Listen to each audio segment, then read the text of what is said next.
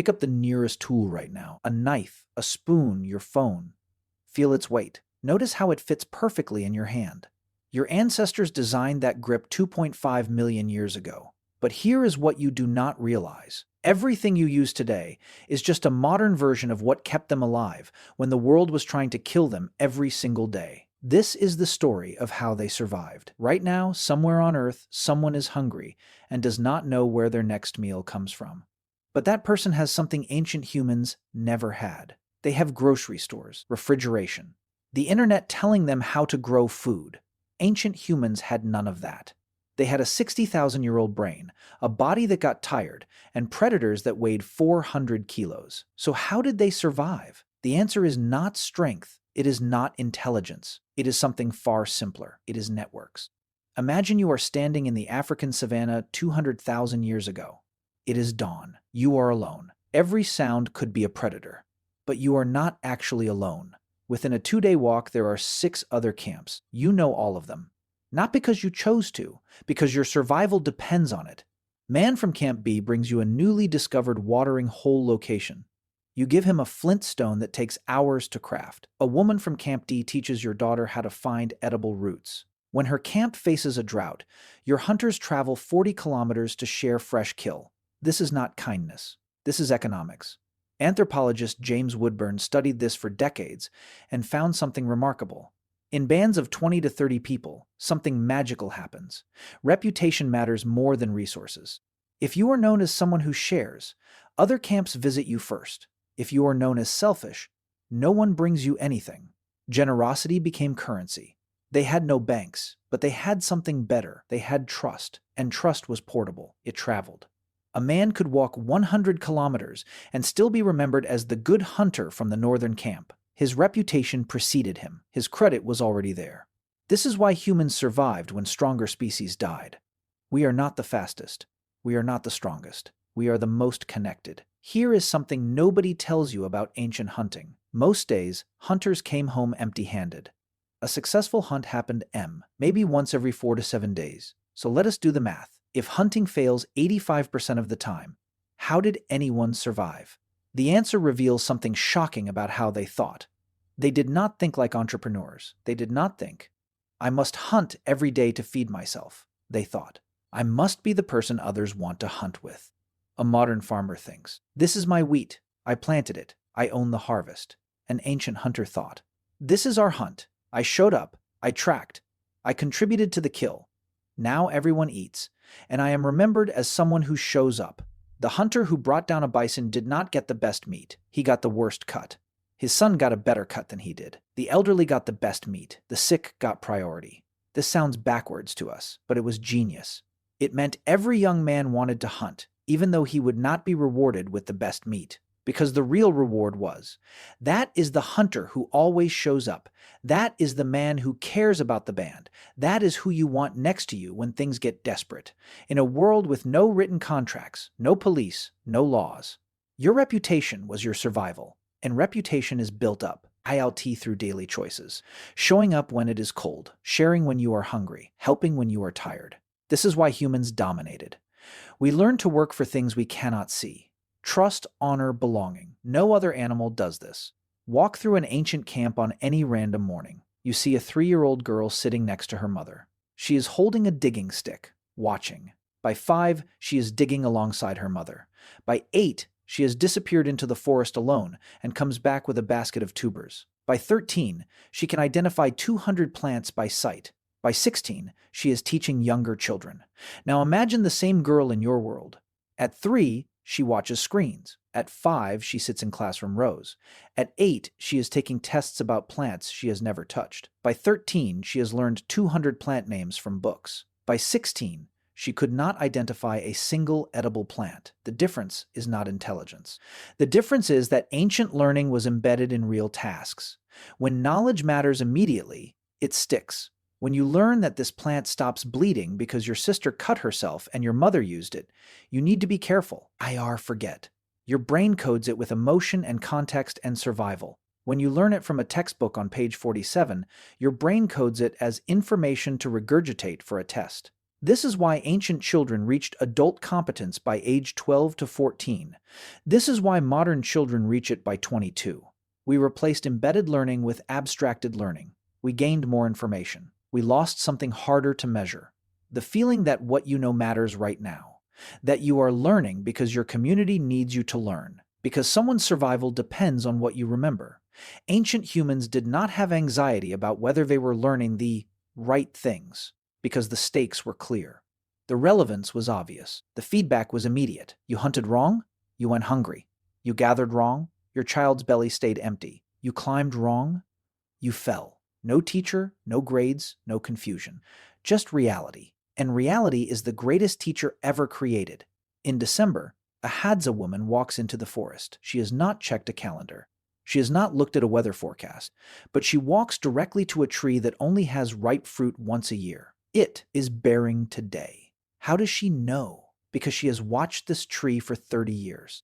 She knows that when the acacia flowers bloom, this tree will fruit 6 weeks later. She knows that when the termites swarm, the timing is exact. She knows this through pattern recognition built into her cells. Her grandmother taught her mother.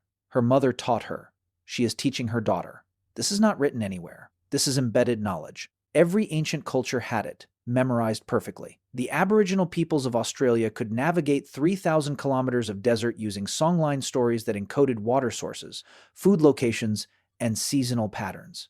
A person could literally sing themselves across the continent. The songs were navigation system, history book, geography lesson, survival manual, entertainment, spiritual practice, all in one. We replace this with GPs, Wikipedia, Google Maps, YouTube tutorials, Netflix. We outsource the knowledge, which means we are one dead phone away from being completely lost. An ancient person could lose everything and still navigate home using the stars, the plants, and the stories they carried. They carried their survival, vow inside their own mind. We carry ours in the cloud. This is the bargain we made. Freedom from remembering in exchange for dependence on systems.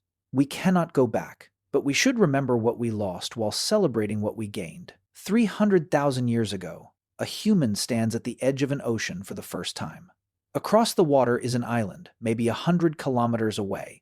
Everyone in his camp says the same thing. There is nothing there, there is no point. He does not listen. He builds a raft from logs lashed with vines. People think he is insane. He paddles out anyway.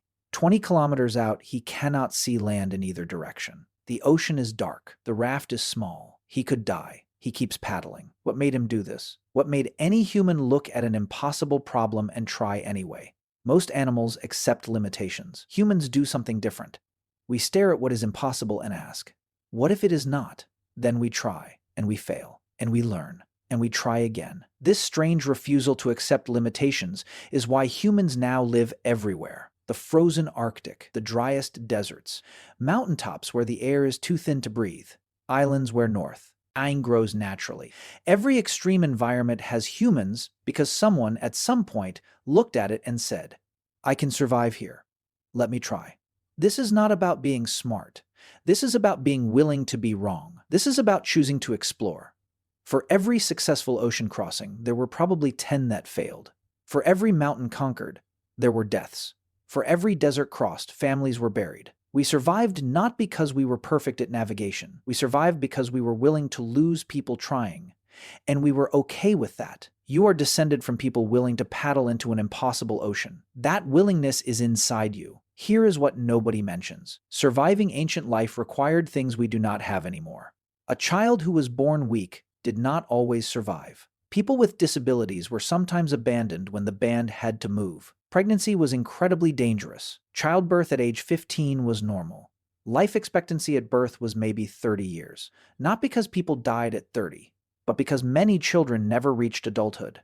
When we romanticize ancient life, we forget this. We forget the child who did not make it through winter. We forget the infection that led to amputation. We forget the young mother who hemorrhaged and never woke up. Ancient humans survived through networks, knowledge, and courage. But they also survived through luck, and through accepting losses we no longer accept. You carry it inside you, the memory of scarce resources, the memory of uncertainty, the memory of threat, the memory of loss. Your nervous system is still running ancient software. That vigilance kept your ancestors alive. That hoarding instinct prevented starvation. That fear of abandonment kept them connected. That obsessive planning allowed them to survive winters. You have these traits because they worked. For 300,000 years they worked. But now we live in a world of abundance, stability, and connection. And the same traits that saved your ancestors are now making you anxious, scattered, paranoid, and lonely. We solved survival, but we kept the nervous system that was built for threat. And that mismatch is what creates the suffering of modern life. An ancient person understood something that took us 10,000 years to forget. Everything is connected. The health of the forest affects the migration of animals. The migration of animals affects the success of the hunt. The success of the hunt affects the survival of your band. The survival of your band affects whether your child survives. Everything touches everything. Ancient humans understood this by observation. They understood that if you took too much from the forest stopped giving. If you killed all the animals in one region, they did not come back. This is why many ancient cultures practiced seasonal restrictions. We do not hunt here in spring. We let the animals raise their young. We do not gather all the plants. We leave enough to reproduce. We do not take more than we need because we do not know if next winter will be harsher. This was not environmental protection as a moral stance. This was survival. Take too much and you starve. Leave enough and you survive. We have 300,000 years of data showing this works. And we have 200 years of data showing what happens when we ignore it. So here is what ancient humans knew that kept them alive. Your survival depends on your network, not your individual strength, your connections. Knowledge only matters when you can apply it. Today, some problems are worth trying to solve even if you might fail. Everything is connected. Take too much, and there is nothing left. Your nervous system is ancient. Your world is new. The gap between those two things is where modern suffering lies. Ancient humans survived because they understood these things completely. We still carry their brains, their bodies, their needs. The difference is we forgot the rules, and we are paying the price. But here is the good news you can remember, not by going back, by understanding, by looking at your modern life and asking, where are my networks weak? What am I learning that does not matter? What impossible things am I avoiding? How am I taking more than I am giving back? How is my ancient nervous system fighting my modern world? You have 300,000 years of human survival encoded in your DNA. You have the tools. You might just need to remember how to use them.